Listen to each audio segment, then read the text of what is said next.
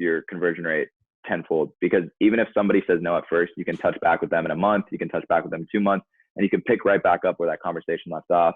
And basically, if you don't know what a CRM is, it's literally just where you put your touch points, where you put your call logs, where you put... Welcome back to Young Smart Money with me, your host, Crider. In this episode, we are sitting down with Aaron Platt. Okay, and Aaron is somebody who is very active in the social media space, specifically Instagram, and he has an agency that he has built from the ground up. He's only 22 years old.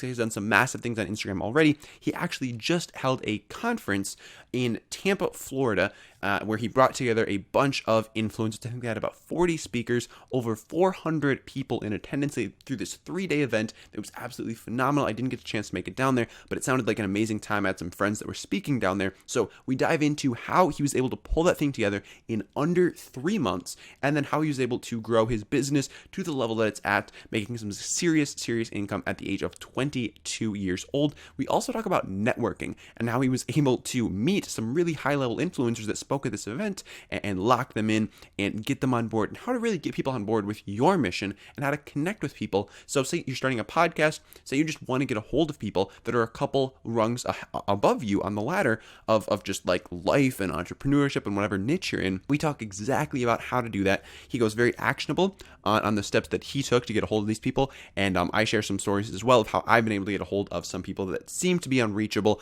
but in reality, you just got to know how to do it. So without further ado, whether you are walking the dog, whether you're at the gym, I want you to plug in, sit back, relax, and enjoy this episode of Young Smart Money with Aaron Platt.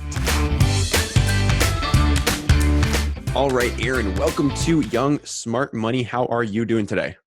I'm doing well. Thanks for having me, man. It is my pleasure. So Aaron, our listeners, they heard a little bit about you, what you do in the intro, but for those of them that aren't familiar with you and what you're currently doing right now, could you give us like a 60-second intro as to what Aaron Platt is up to at this moment in time? Then we're going to flash back and work our way up to the present. Yeah, absolutely. So I'm 22. I live in Orlando, Florida.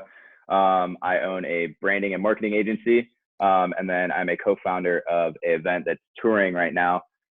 We did our first event actually 2 weeks ago, and it went super well. Super excited about that. But a little background. I actually used to live in Minnesota, close to Wisconsin. Represent. I used to go up to Wisconsin Dells all the time, so I'm quite familiar with that area. And I moved to Florida in 2008. I went to multiple colleges, and that's actually where I'm going to kind of start and go into. But I actually dropped out of school to start the company that I now currently own and run, and it's doing quite well at the moment. So with all of that being said, I think I'll leave the rest for kind of going in deep and going through all of that. But basically I'm a younger entrepreneur that's really just kind of trying to get after a lot of different things and open as many doors as I can and just kind of keep progressing. I love it. Where in Minneapolis are you from? So I'm from Eden Prairie. Okay. I got you. Just cool. Outside the Twin Cities. Yep. All right. I went to Washburn High School, so pretty close by. Oh yeah. We played in a couple sports. I can't remember the last school I went to. Forest Hills. If anyone knows where Forest Hills is, that was like my last school that I went to in Minnesota before I moved out to Orlando. But too cool, man. I dig it. Yeah, I'm saying I gotta once I graduate, I'm out of here. Like, where are you at right now? I'm in Madison, Wisconsin. Okay, you're going to university. Yeah. So I've got a semester left here, but once I get out of here, I'm just gonna travel for like 6 to 12 months, see some stuff. But back to your story really quick.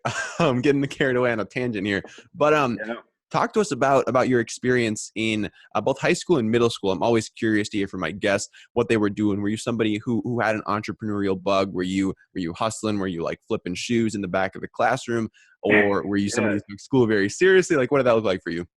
So I was actually a horrible student, and just about every single way. I was more into I was one of the people that kind of like was in every group. Like I didn't really have a clique. Like I obviously hung out with my main group of friends, but I literally was hanging out with everybody, no matter who they were. And I was kind of all over the place. I played sports. That was kind of majority of what I did. I would say I was probably a C and D student. Okay. I really just didn't. I didn't get good grades. I was always elsewhere. But really, kind of what I can kind of tie back some of the stuff that I do now to is I skated my whole childhood. I skated, I surfed, I did all that stuff, and the whole time almost every single day and every weekend we're out shooting with like really crappy camcorders and like little like Scorpion like handheld stuff, and we would just ride around like town like making cool skate edits, and everyone thought it was super cool, and we just put them out there. I'm sure they're still out there. They're horrible. Don't look them up. But yeah, I mean that kind of is like, I can tie that back to being like, you know, something that initially got me started in like marketing. And you know, in high school, it was kind of the same thing. I hung out with everybody. I always was the host of different events or parties, or kind of, I always had people over my place. My house was kind of the place to come and hang out. My parents were divorced, so I spent majority of the time with my mom. And I have a big family. So I'm actually a twin, and then I have a younger brother, and then I have another set of twins under me. And then I have an older sister. So I guess I kind of tried to run the show. You know what I mean? I always was trying to keep everybody. I always wanted to be the top guy, I guess. I was always overdo my brothers. But yeah, I think, you know, throughout high school, I really got into TV production. And that was like one of the big things that I always did, is we would just make the funny shows that played in the beginning of school. And, you know, that kind of tied into later in life. And, you know, I always worked as well. So I had a job since I was 14. You know, since I'm in a big family and my parents were divorced, there really wasn't any, you know, financial support, especially going into college. Mm-hmm. So, you know, bought my first car with cash, worked every Saturday from 14 to 15 to pay for a $3,500 40th generation Mustang because I thought it was sick. And yeah, I mean, it was like, I guess like that kind of work ethic really taught me, you know, okay, look, if you're going to do something, or if you want, you know, this amount of money, you're not just going to be handed it. It's a grind. It's a work, you know, there's a work ethic there that's kind of been instilled into me kind of since early on. And plus, you know, not having somebody to lean on for financial support since early on, I think that's done a lot for me now, especially as I'm getting older, because it's not just, you know, a lot of people are going through college or they're going through high school and they're supported the whole way. And then once they get to a point where their parents are just like, you know, cut off and they're 22, 23 or older, it's a big fucking slap in the face. Yeah. Like, it really wakes some people up. And I think I didn't really have to go through that. So I made all my mistakes, like financially, like messing up my credit. I'll kind of go through something like when I was 18 through 19, all I really did was, you know, I moved in with my friends who were all dependent. They were spending a lot of money, you know, drinking all day, just doing college stuff. And I was doing the same thing, except I was putting on my credit card. Somehow I got a credit card with a $4,000 line to it. So yeah, I really messed myself up there, and it hurt me for a while. And I eventually got out of school, and then you know, I went to Florida State, and there I was able to get a job as a bartender. I was doing a couple other things that probably shouldn't mention for money, and yeah, I mean, it just kind of built up, and I was actually at a place where I was just bartending, and they're like, hey, we need somebody who can do marketing. And I was like, well, how much does it pay? I was like, how much are you paying? And they were basically like, yeah, it's going to be, you know, $500 to like $800 a month, depending on what you can do. So I was like, yeah, that's me. Like, I'll do it. I had no idea what I was doing. So I just went in there, took pictures, started on Instagram, started doing some stuff. And I had actually one of my mentors now, his name's Jordan Cruz. He came in and offered me a service, and it was like basically a lead generation through Instagram service.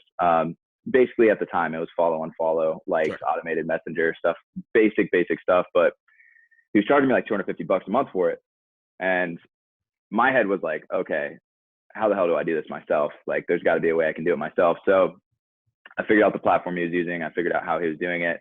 And I basically spun it off and started my own service. And I was doing freelance content stuff and, you know, along those lines, and eventually picked up.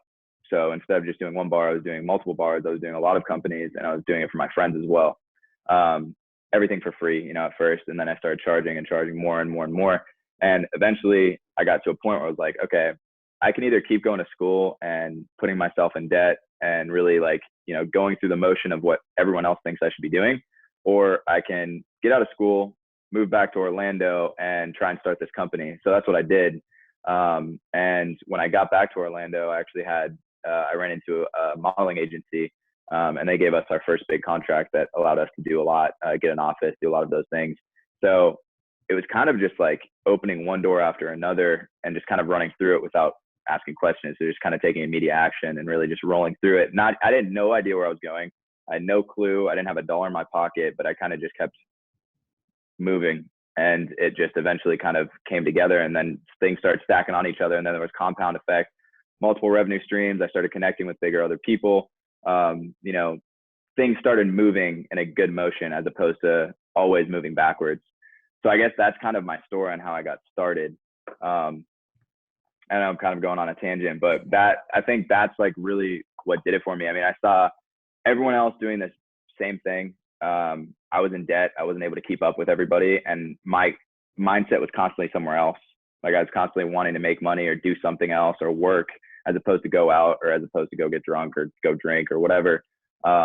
And I eventually just kind of snapped and just said, all right, screw it. I'm dropping everything and I'm going to do my own thing. And once I did that, you know, it took me about a year, but things started working out really good. And the marketing company started developing. We started, you know, instead of doing everything and saying yes to everybody, we were able to stop saying yes to everything, create systems and packages and sell those to the same, you know, every time. Instead of going to somebody and they're like, hey, well, we don't want this. It was like, okay, well, we completely understand, but we still can't service you because this is our bottom line. This is what we're offering you. And at that point, we weren't saying yes to everybody.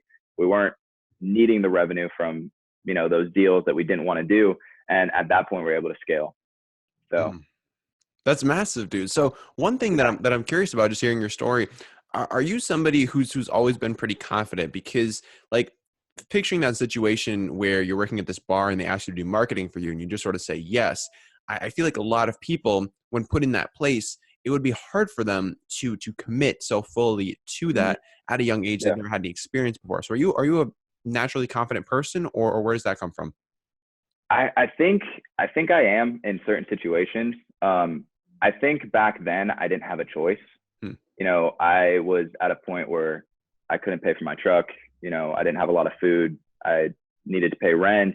I had classes that I needed to go to. There was resources that I need. And, you know, when you're in that situation, really there is no other answer than, yeah, absolutely. If somebody's offering you, you know, a job or something along those lines, you know, you're going to say yes. And I think if I look back, I was just in such a bad situation that I was just looking for anything. And at the time, you know, I was seeing like Ty Lopez ads, like all, you know, all the stuff that everyone talks about. But I think that stuff kind of resonated with me, and it brought me back to like, hey, you know, I did create content my whole life. I did all this stuff. I think marketing could be something that I could be good at. And I would say naturally I'm a very sales oriented person. So as far as conversation goes and actually getting the initial sale, I'm very confident. And I think that's probably what's tied into some of that initial just say yes attitude. But I think for most people, what you need to understand is that if you're constantly tentative and you're constantly sitting back and waiting and mulling stuff over and thinking, you're going to miss a lot of opportunities. There's going to be so much stuff that's just going to pass you by. And, you know, if you are shy, that's okay, but you need to be able to say yes, and you need to be able to say yes and then figure it out later. I mean, there's Google, there's YouTube, there's Instagram, there's so many resources out there to where if you're in a certain industry and someone asks you, can you do something, especially in the beginning, just say yes and figure it out, because that's going to help you expedite, and that's going to bring you forward. And if you're uncomfortable, that means you're doing something right. If you're comfortable, that means you're just sitting still and there's no progression there. So, you know, as far as like confidence goes, just say yes and figure it out later. Like you'll always be able to figure something out. There's always going to be someone out there that can help you, a resource out there that can give you answers. You just need to be resourceful and just say yes. You know, if a door opens itself, don't shut it right away, because you're not gonna be able to open it back up. So I guess that would be, yeah, I think that's really what I have to say about that. For sure. And then I want to hear more about this modeling agency that hooked you guys up, because it sounds like that was a pretty pivotal moment in your business, and it seems like that deal was something that really changed a lot of things for you. So talk to us about how that came together. So actually, well, my roommate, my business partner, he's a photographer, and somehow he got connected with these guys, and he told them about what we're doing. And you know, as you know, Instagram and social media right now is huge, especially in the modeling world. And they were kind of an older company. They've been doing things in a different way for a long time. And anyways, we got in contact. I sat down with them. They liked the ideas that I presented in the initial meeting. And we worked our ass off for like 3 weeks setting up proposals, going in with TVs, presenting it to them, had their whole staff sit down, and we went over everything. And anyways, I think we asked like, it was like 10 grand over like, I can't even remember the length of the contract, but anyways, we ended up doing it for like a quarter of that. Like nothing. Like they came in and they were just like, yeah, no, you guys are new, blah, blah. We're going to like, they screwed us. Right. But at the time, putting together that proposal, grinding that out, presenting it to them, presenting it to executives, answering questions, negotiating, figuring out the systems that we're going to work off of, actually having substantial income coming in on a month-to-month basis on that retainer, so it wasn't something like, hey, we get this one payment and then it's done. I think it did a lot for us as far as like organizing and structuring what we could do. And I think that's what was so pivotal. I don't think it was the revenue. I don't think it was the actual contract that did it. I think it was the like work that we all put in and that we did to get that contract. And I think that's what allowed us to move forward and actually continue pulling in contracts and continue to send out proposals, bring in leads, and understand how we're going to close people. So I think that was the biggest. It was just a huge learning experience. Like we had no idea what we were doing at all. Like we really didn't. But we just kind of went in and stuck to our plan and got them to say yes at the end of it and pay us, some good money for it. So I think that was the biggest learning point for us as far as, how do we close people? How do we make money? And, that they're a big company, they're credible, and it was scary as shit, but we did it, and it worked out for us. So, and yeah, I mean, I think that was the biggest point, is we just learned so much closing that initial client, that we're able to replicate that and go bigger and bigger and bigger. Absolutely. So what does your sort of process look like now for finding new clients for your business and then taking them down, like your sales process? Can you walk us through that for us? Yeah, absolutely. So right now, a lot of our clients come from referrals, or they come from social media. I would say since I kind of scaled my Instagram account and actually started like doing lead gen through it and not really using it just to post good pictures and, highlight reels and stuff along those lines. Cause my Instagram account was super superficial at first. Like it was just there was no depth to it. And I really wasn't doing much, but like posting cool pictures on it, cause I was around content creators all the time. So it was just like, hey, Aaron, hop in this picture. I was like, all right, cool. Let me do that. And I was just posting that stuff, but then I started kind of scaling, doing a lot of outreach, doing a lot of lead gen through there. And what I've been doing recently that's been working a lot is I just do video pitches.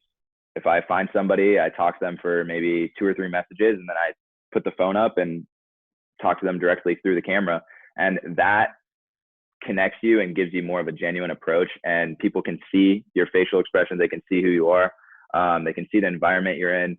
And I think that has increased our conversion rate a lot just off cold traffic and cold leads. Another thing that we're doing is sending out video pitches. So instead of typing out emails and sending it to 1,000 people, find 200 people that you actually want to talk to and send them a video pitch. Film a 2-minute to 5-minute video pitch, send it out to them, put it in an email, and then have them get back to you. And that works just as well. Another thing is with the conference, I think that gave us a lot of credibility, and I think it gave us a lot of social proof. Being tied to big names and kind of playing by the law of association has helped us close bigger clients, get in bigger circles. I've joined a lot of mastermind groups, and I've spent a lot of money getting connected with different entrepreneurs. And once you're connected with those high level thinkers and those high achievers, there's always business. There is always business. So I guess now what I've been doing is really just spending money to network, getting around those big people, taking out a budget and really putting it down on the table for, okay, I need to get with these people. I need to get here. I need to do this. Because if you're in those groups of people and they know what you do and they know you're credible, it's almost just a referral circle. Like, hey guys, I have this guy who needs this done. And then it's boom, we all drop it in there. First person to get to it or really, want that lead gets it. And I think, with referrals, with lead gen, as far as through social media, and then just pure people coming to us now. I mean, I think once you get to a certain point, it becomes a lot easier and people come to you as opposed to you going out to them. And that's kind of where we're at now. It's a big turning point. In the beginning, it was just calling people, constantly calling people, constantly texting people, constantly sending emails out, talking to friends, bringing on representatives, even though you couldn't pay them, putting them on commission. You know what I mean? Like it was just a grind. And I think, over the past, 6 to 8 months, we've kind of fully transitioned out of that. But what I can say in the beginning is, figure out your sales process, figure out what you do when you first contact them, set up a CRM so you can actually like follow up with your leads. That's the biggest thing that I never did until about a couple months ago. Is I never had a CRM. I did everything in my head. All of our reps, would do it in their head. There was no notes to go back on. Setting up that CRM will increase your conversion rate tenfold, because even if somebody says no at first, you can touch back with them in a month, you can touch back with them in 2 months, and you can pick right back up where that conversation left off. And basically, if you don't know what a CRM is, it's literally just where you put your touch points, where you put your call logs, where you put your notes from that conversation, where you put your new leads in, where you put your wins, your losses. It's just data. It's data for you to look back on. And I think that's almost the most important thing to your sales process, because if you don't keep the data that you make with those clients, no one else can do your job for you.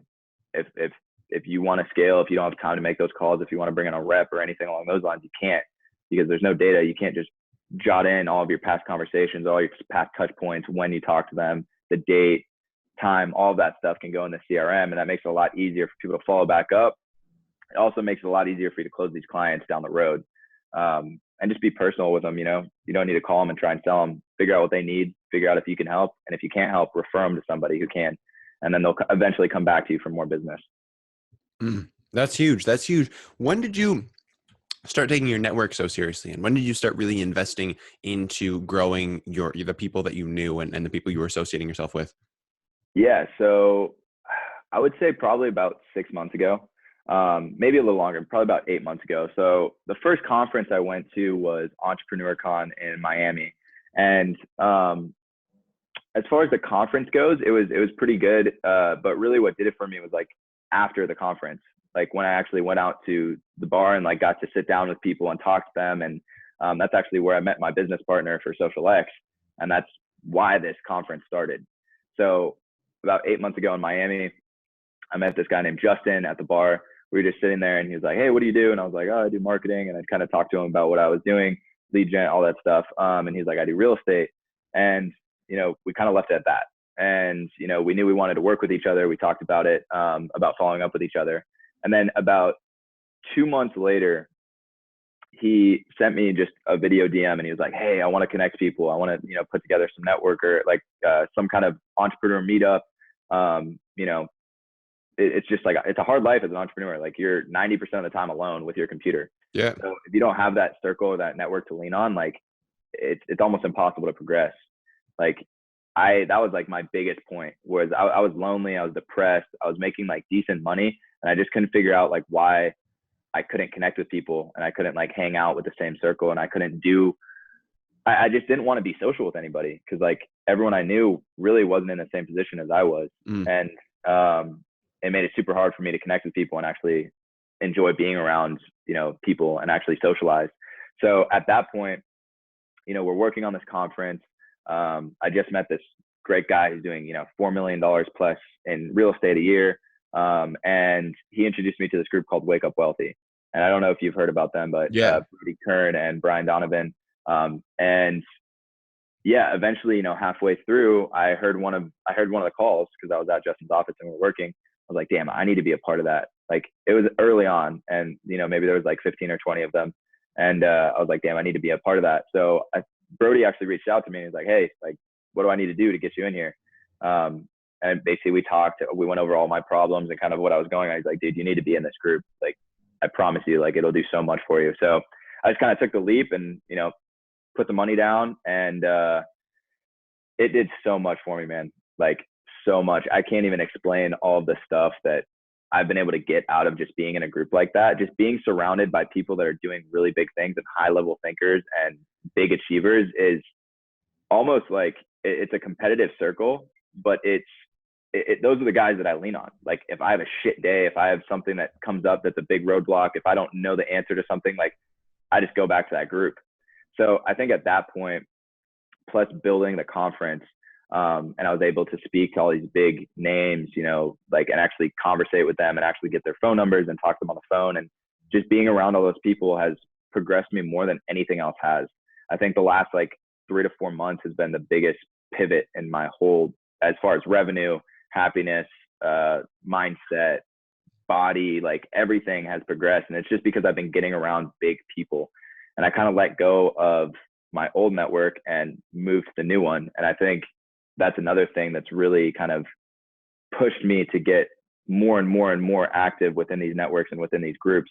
And that actually leads me to something that I want to talk about at the end, something that we're putting together that's super, super awesome. But just kind of go back and answer your question as a whole, is like, I was depressed. I was lonely. I was constantly pushing by myself. And I got into one group that kind of like changed everything for me. And that's when I realized that I need to be in more groups. I need to meet more people. I need to do bigger things with bigger people. And if you're constantly sitting around the same people that you grew up with, they're constantly sitting around the people that you just know, and you're not reaching out to people, you're not getting into different groups or networks or Rolodexes or whatever, you're going to stay stagnant, because there's not going to be any other opportunities for you. I mean, every person that I meet, or every big opportunity that I've gotten ever in my life, has started with a handshake, a phone number, a DM, email, you know what I mean? And that's, I mean, it's completely true. Ask anybody that you know that's doing big stuff. It's their network is why they're so powerful, and their network is why they're such big entrepreneurs or high achievers. So yeah, That's the truth, man. That is the yeah, truth. And 100%. that's one of the biggest assets that I see to podcasting, is like, you're able to Yeah, sit down with like really high level people, pick their brains, and really just network with people that you wouldn't have ordinarily been able to talk to. Like, no, like, first absolutely. of all, I never would have even come across you had it not been for my podcast. And second of all, like, just being able to sit down with you for an hour is amazing, and being able to chat with you and hear about your story. I'm also really curious to hear more about this event that you guys decided to put together, because you met at Yeah, this bar at this other event, and yeah, then you're like, let's do a meetup. And then how did that turn into this huge event? Because I mean, I saw a lot of, I mean, I had a couple buddies who were speaking there, and I mean, it looked like a really big event. So like, how'd you manage to put that together? yeah. I mean, it was awesome, man. And we ran into a lot of problems, but I'll Sure. kind of take you from the beginning to the end. Let's do it. So yeah, I told you I met Justin in Miami at Entrepreneur Con. We were like 40 floors up at this rooftop bar. It was super cool scene. I think I was drinking tequila, and he came up to me. He's like, "Is that tequila?" I was like, "Yeah." He's like, "Nice." Like, we cheers, and like we just got together and like we talked, and like, you know, about maybe a month to 2 months later, he reached out to me. He's like, "Hey, I really see this like wide opening. Like, I keep going to these events, and there's big problems. People are just selling on stage. There's no true value. There's not a lot of networking going on. It's just kind of like, I mean, for better or worse words, a big dick contest for everybody who's kind of on stage." Mm. And you know, we sat there and we talked for a little bit. We went back and forth, and he just had this perfect vision, and like I could get behind it, and I noticed it too. And I've talked to my friends and my business partners about it all the time. Like, there's a huge market for this. And anyways, he was like, "Come to Tampa. Like, let's sit down. Let's actually go over this, and let's do something." So I drove to Tampa, and we sat down and we went over everything. And within about 2 weeks, we had a website up. We had a couple speakers locked in. We went from, you know, our initial idea was to do like 20 to 30 people. Then it went from 50 to 100. And then it went from 100 to 150. And then it went from 200 to 250. And then it went to 400. And at that point, we're like, all right, screw it. Let's go big. If we're going to do this, let's do it big. You know, how much time do we have? And Justin was like, "I want to do this in 3 months." And I was like, "Oh my God." I was like, okay. I was like, this is going to be scary, but all right, let's do it. So we went around to every single hotel in Tampa. We literally drove around for about 2 days. And Katya was a huge part. It's his girlfriend. She was amazing. She helped us put all this together, and she's been there from the beginning as well. But basically, we went around to all these hotels. We checked out every single one. We came across the Marriott, and we're like, yeah, this is it. Like, we have to do it. And, you know, that is kind of where we were like, okay, let's do 400. Like, how many people can we fit in here? 400, 450. Okay. Yeah, let's do 400. So at first it was kind of like, yeah, we're going to do this small. You know, we'll get a couple speakers. We'll get maybe 100, 200 people in the room. We'll get people food, etc. 1 day event. And it turned into a 3-day event. We actually partnered with Influent for Friday night. We had a conference Saturday with, I believe, 34 speakers, a little over 400 people in attendance. We had over 15 sponsors. I mean, it was amazing. It was awesome. And then Sunday, we had an early morning workout. About 60 to 70 people were there. And then we had a basically just meet up kind of end of the weekend bash at a place called Water. And, you know, what really kind of like, we ran into a lot of issues. So let me go over those first. Yeah. We weren't able to sell tickets. We were a brand new company. Nobody heard about us. So, you know, initially we're like, all right, we're going to sell all these tickets through ads. We're just going to run ads. And I think we got to a point where we were at like $3,000, $4,000 spent with no ticket sales, like maybe like a couple, like 5, 6, 7, I don't know, under like 10. Right. And we were like a month out from the conference. So we were freaking out. We didn't have more than like, I would say like 30, 40 tickets sold at this point. You know, we had a lot of sponsors. We had all the speakers lined up. The speakers were super stoked about it. And these were bigger names, like people that were like really high level achievers and big that normally speak at big conferences. So we're losing our minds, right? We have pretty much everything set up. We have all this stuff figured out. You know, we ran into a lot of issues with contracts and promotions and stuff along those lines, but that's just with events. You're going to run into that. So our last thing to figure out was ticket sales. We eventually, you know, me and Justin were sitting there. I think it was like maybe like 2.5, 3 weeks out. I decided to just basically move to Tampa and basically live there for the like 3 weeks coming up to the event. So we're sitting there late at night, you know, just trying to figure this out. And I was like, why don't we just put a squeeze page so we can call these people as soon as they hit the website? And we're like, oh shit, okay, yeah, let's do that. So we put a squeeze page on the website. So instead of actually being able to see the ticket pricing, they had to click through, put in their name, phone number, email to actually see the ticket pricing. So the night that we did that, we woke up with like just about 100 leads. We were getting like 500 to 1,000 traffic per day, like just organic from people seeing us on Instagram, all of our traffic as far as ads and all that stuff. And anyways, me and him just jumped on the phones and we literally just took an hour to 2 hours each day and just started calling people. And at that point we were selling, you know, probably 30 to 40 tickets, maybe 50 tickets a day. So that was it. We needed data retention. We had no data retention. We weren't capturing the leads that were coming to the site. So people could just come and bounce. So all of our paid traffic was just getting lost. It didn't matter how much we were spending. We weren't being able to capture that data and we weren't able to follow up with them. So we didn't have a sales process that leading back to the first thing that we were talking about. Mm-hmm.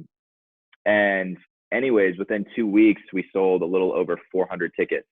And we packed it completely out.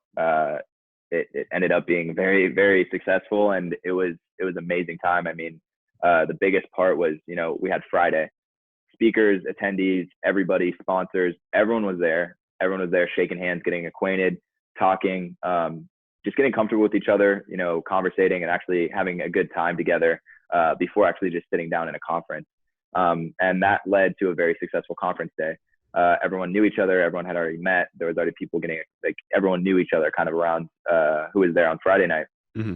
So that led to a super personable, very good experience on the conference. Everyone was actually able to walk up to the speakers, actually sit down with them, do one-on-ones. We had breakout sessions where we're actually having people go in 10, 15, 20 at a time and be able to ask Q&A and run through specific systems and tactics that these speakers were using in their businesses. So it was much more personal than any conference that I've ever seen. Oh yeah.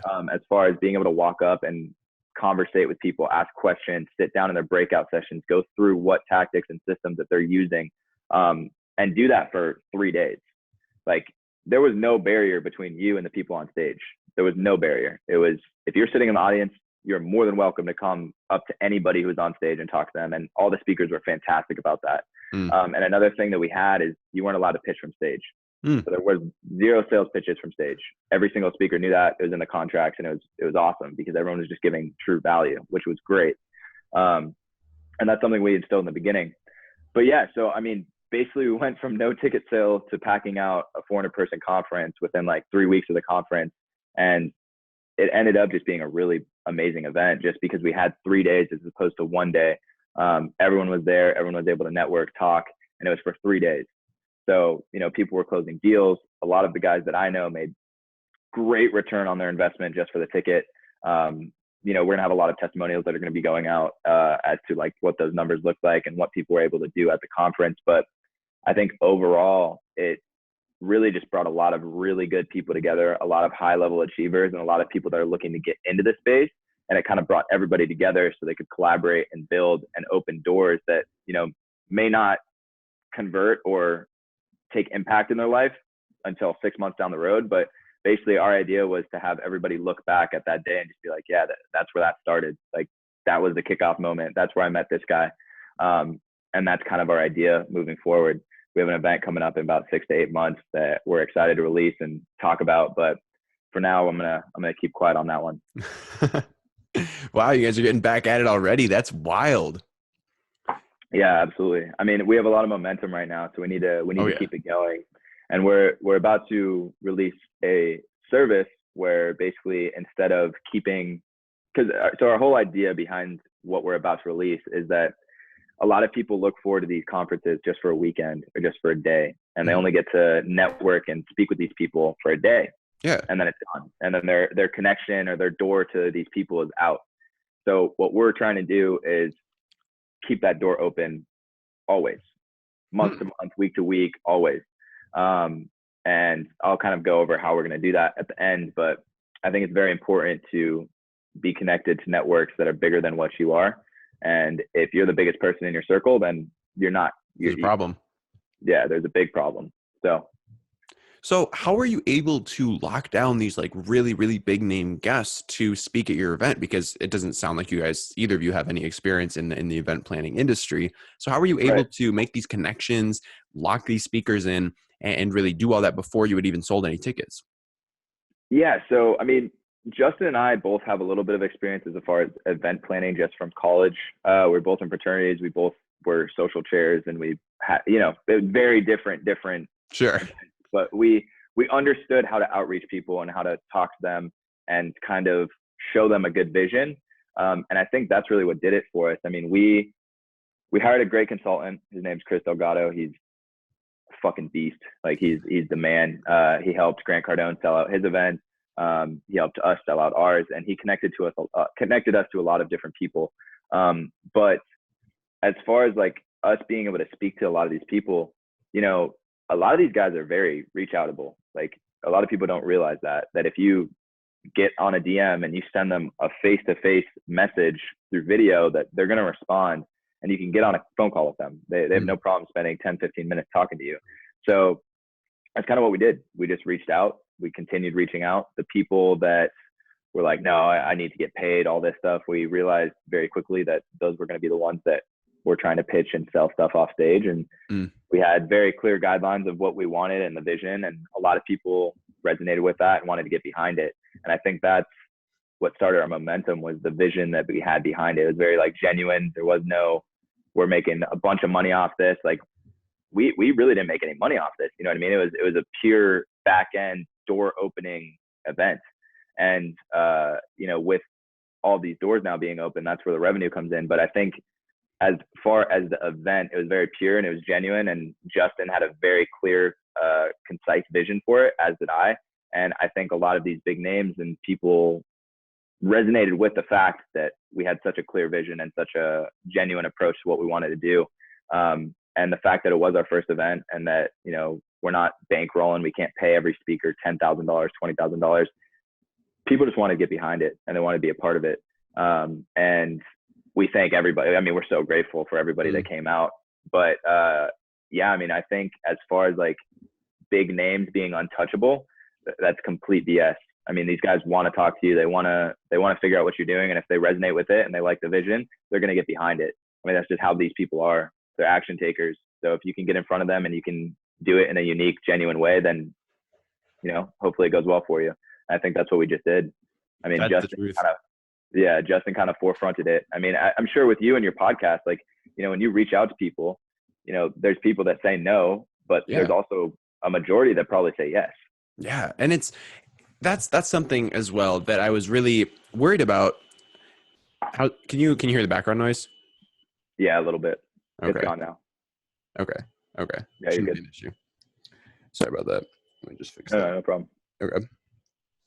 And yeah, that's something that I really noticed with my podcast as well. There were people that I was worried that I would never be able to get a hold of, and people that I thought, wow, like they're so high up there, like I would never be able to connect with that person. But you'd be surprised at the people you can get a hold of if you're genuine with them, if you have a clear vision. Like with my podcast, I have a very clear vision on what I'm trying to accomplish. I'm very convicted. I'm very genuine with what I'm trying to do with this show.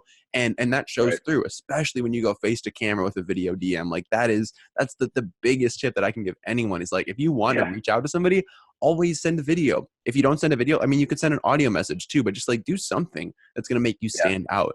Because absolutely. the people they're getting hundreds of DMs every single day, and if you Right. don't stand out, you're probably not going to get a response. Absolutely. And I think a big point too with what you said is you have a clear point on why you're contacting these people. A Yeah. lot of people reach out and they're just like, hey, you think we can hop on a call and I can talk to you and ask you questions and da, da, da. No one, they don't have time for that. No. If they don't understand what you're going for in the first two messages, then you lost it. You lost you're not going to be able to get in contact with these people. So you need to have a very concise and very straightforward way of approaching these people because they don't have a lot of time and they don't have a lot of not patience, but they don't have a lot of time to allocate towards responding to DMs and answering people's questions. So if you're going to reach out to bigger names, figure out exactly how you want to approach, figure out exactly how you want to pitch, and figure out the quickest and the most straightforward, genuine way you could do that. And like you just said, I think that's video message 100%. Absolutely. So with you on that. I've got some questions, Aaron, that I'd like to ask all of my guests before we wrap up the show. Are you feeling ready for them? Yeah, absolutely. Let's go. Awesome. So the first one is, what are you excited about right now? This could be something in your business, in the wider realm of entrepreneurship, but like what's something that genuinely has you excited right now? So this is what I've been wanting to talk about really bad. So Justin and I are putting out a new service. This service is to connect and bring in speakers every single week to speak to our audience and to our circle. It's basically going to be a mastermind group. But basically, what we're doing is we're lining up big names to come in and teach different tactics, different systems, different strategies that they're using to our people, to our network. And they're also going to sit in this network and be available to do Q&As and stuff along those lines. And we're doing that every single week. We're also providing resources, sales scripts, one-on-one consulting, and tying in on the back end, top of the line marketing services, content creation, a whole bunch of other stuff. So basically, we're doing a very low cost of entry and then a higher level cost of entry. And it's basically going to bring a lot of people together. This is for entrepreneurs, industry leaders, business owners. It's not for people that don't have a lot of experience. It's really for people that are trying to take what they have and scale it. It's not for trying to get started. So with that being said, I'm just excited as hell to grow that group and really release it. We're going to be launching it next week on socialxevents.com.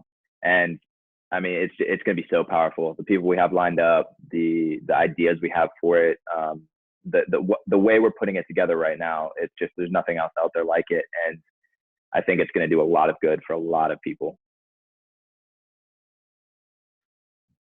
That's huge, There we man. go. That is There we go. absolutely huge. Yeah, no, I can't wait, man. It's going to be amazing. And when we do launch it, I'll shoot you a DM and get you in for free, and we'll see if we can follow up with the value that I'm portraying here. Sounds like a plan. Sounds like a plan. We should have links for that in the description below as well, because by the time the show goes live, that will be up and running, Awesome. which is amazing. I'm stoked. Aaron, do you have any habits that have served you particularly well? These could be habits in your business, in your lifestyle, but just things you do on a regular basis to help you get to that next level. Yeah, so I think that's one of the things that Wake Up Wealthy helped me out with a lot is I didn't have any habits in the beginning. I didn't have any morning rituals is what they call it. Basically, you wake up at this time and you do these next 7-8 things every single morning. And I think what's really helped me is I have time blocked my entire schedule. My Google Calendar looks like a psycho, like a crazy person. Like, I'm not even joking. Like, I have my morning blocked out for mine, then I have my morning locked out for organization, I have my sales, I have my everything is lined out block by block, by hour by hour by hour, and I try and stick to it. So if something comes in and it's sales oriented, I stick it at 2:30. If something comes in and it's, customer service, I stick it at 12 o'clock. I don't do things out of my time block. And I think that's allowed me to be a lot more productive. One of my biggest problems as an entrepreneur and a business owner is that I was almost running, a very small team. So it's not like I have customer service people. It's not like my clients reach out to anybody else but me or my business partner. So what we were having issues with is that we were just getting hit all the time. And we were always being pulled off course. And our to-do list was running us.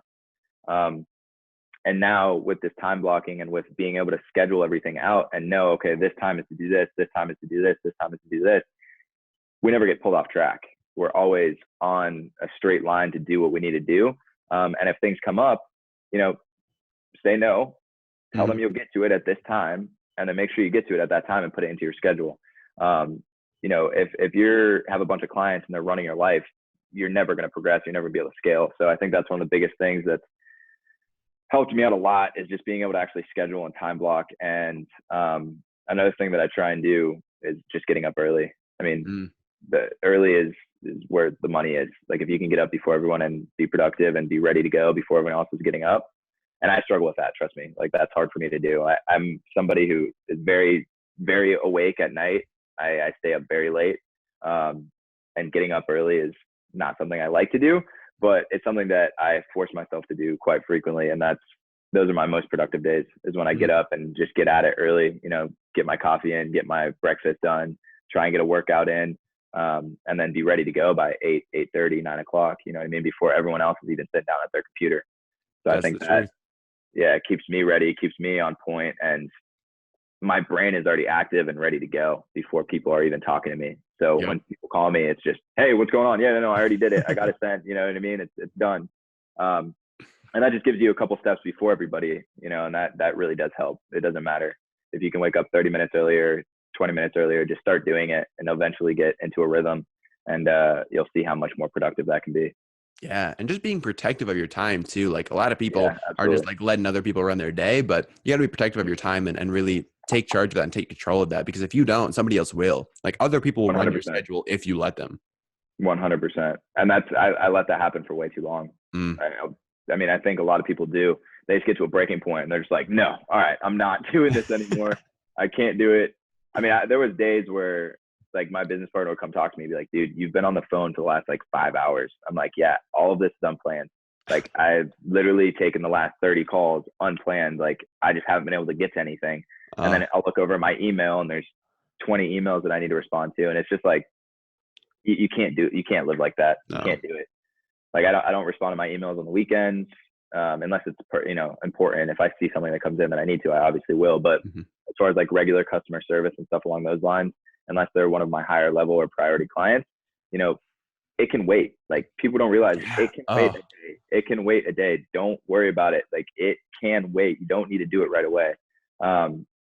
Now, with that being said, there are things that you must take care of absolutely at the time. But, I would say 90% of the stuff that comes in day to day, it can wait a day. And if you don't have time to do it, don't worry about it. Just make sure you get to it. Yeah, that's the truth.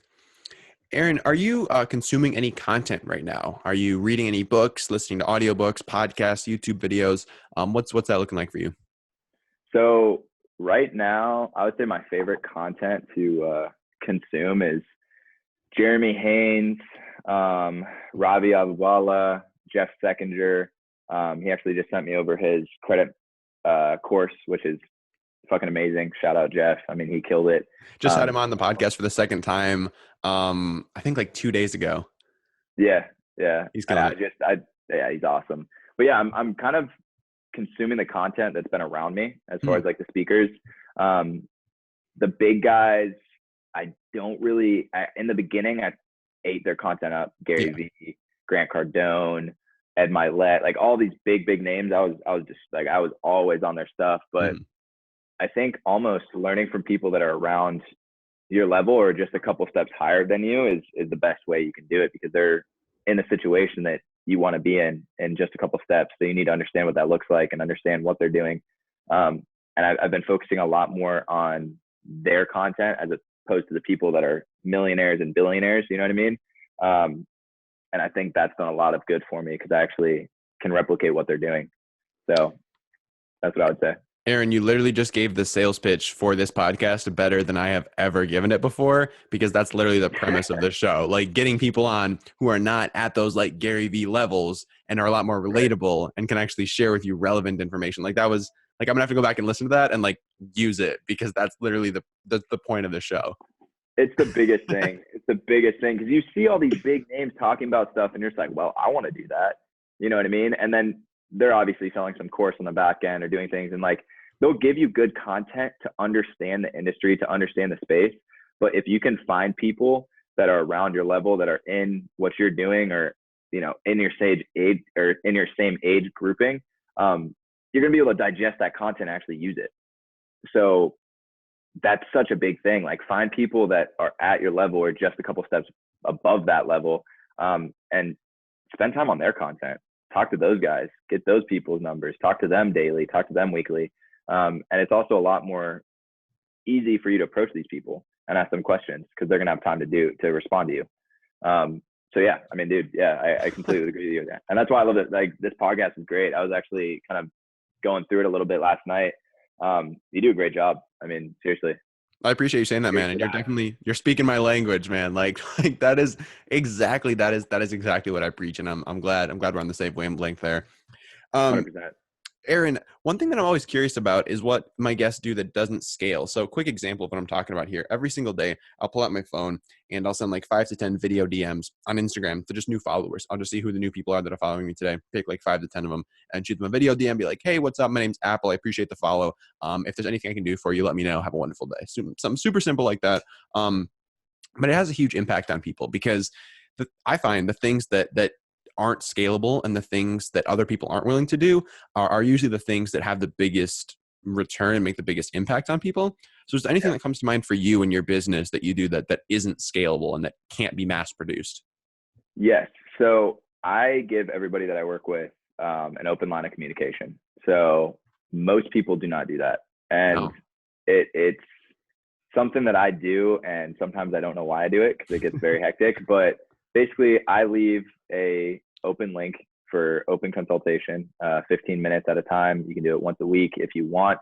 And people take advantage of it. They do a lot of, they talk with me all the time. And I think that's one thing that's, it's definitely not scalable. I don't have unlimited time every day, but it's something that I do. And it helps a lot of people because if they can actually sit down and ask me questions and understand why they're doing something, or they have a question that they need help with, or they don't understand how to do this or that, I'll sit down with them and talk them through it. And I think that sharpens my skills. It allows me to get on a better level with the client. They feel more comfortable paying for my services. The list goes on and on and on for the benefits of it. But as far as my benefit from it, like it takes a lot of my time.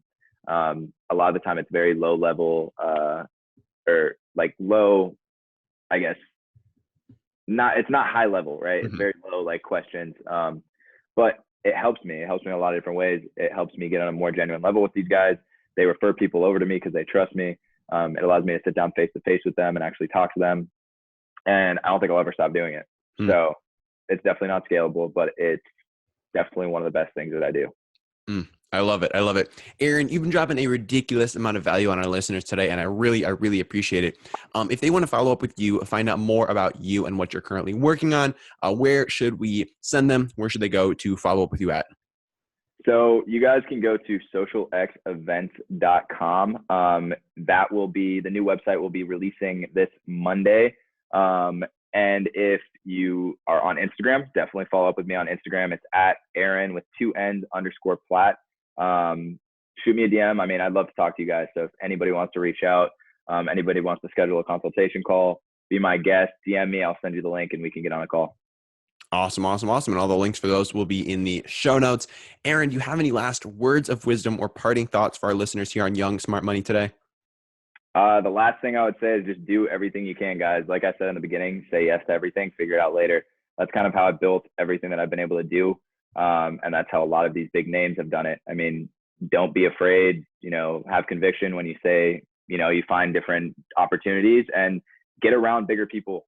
Like that is the key. Like, don't stick around the people that aren't doing anything, because no matter how little or much you associate with those people, it's going to bring you down. They're going to act as ankle weights. You want people that are almost pulling you from above as people that are hanging on your ankles. Mm. So, I mean, as much as I'd like to rant on that, I think, just plain and simple, get around high achievers, high level thinkers, because it's going to elevate you more than anything else will. That is the truth. Aaron, thank you so much for your time and spending it here on Young Smart Money. I really appreciate it, man. Absolutely. Thanks for having me, man. All right, well, that's going to wrap it up for this episode of Young Smart Money. Again, if you guys did enjoy the show, do remember to leave us a 5-star review on iTunes. It really does help us get in front of more people with the show. It helps you hear from even more amazing guests. It just makes the world go round when you do smash that 5-star in iTunes. And if you guys want me to shout you out in my Instagram story, I am always up for that. So if you send a screenshot of your review to Apple Crider Official on Instagram, shoot me a DM of that or just tag me in it. Would love to repost it on my short story and give y'all a shout out there. Otherwise, I hope you guys do have a wonderful day, whether you're out walking the dog, whether you are at the gym, whatever you are up to on this fine day. I hope it is a splendid one, and I will see you in the next episode. Have a wonderful day.